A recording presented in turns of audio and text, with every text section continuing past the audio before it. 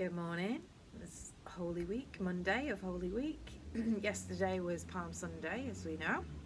We heard all about that yesterday, and it was fab to see all the amazing palm displays that you all created. It's lovely to see them all over Facebook, and maybe some of you on your one a day exercise routines saw them on doors. And mine's looking a little bit pathetic, I gotta say, but nevertheless, there it is. So I thought I'd get a bit of fresh air, and this week I think I'm going to keep it simple.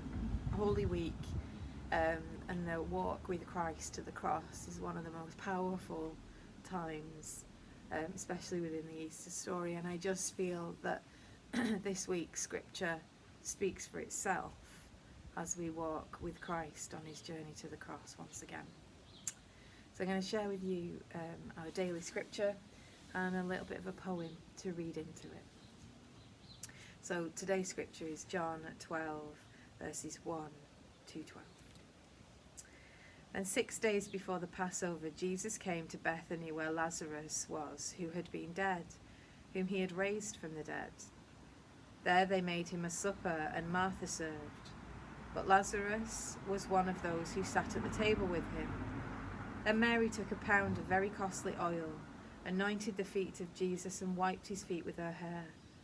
And the house was filled with the fragrance of the oil. But one of his disciples, Judas Iscariot, Simon's son, who would betray him, said, "Why was this fragrant oil not sold for 300 denarii and given to the poor?" This he said, not that he cared for the poor, but because he was a thief and had the money box, and he used to take what was put in it. But Jesus said, "Let her alone. She has kept this for the day of my burial. For the poor you have with you always, but me you do not have always." Now a great many of the Jews knew that he was there, and they came not for Jesus' sake only, but that they might also see Lazarus, whom he had raised from the dead. But the chief priests plotted to put Lazarus to death also, because on account of him many of the Jews went away and believed in Jesus. Amen. So I wanted to share with you a poem today, when Mary poured a rich perfume.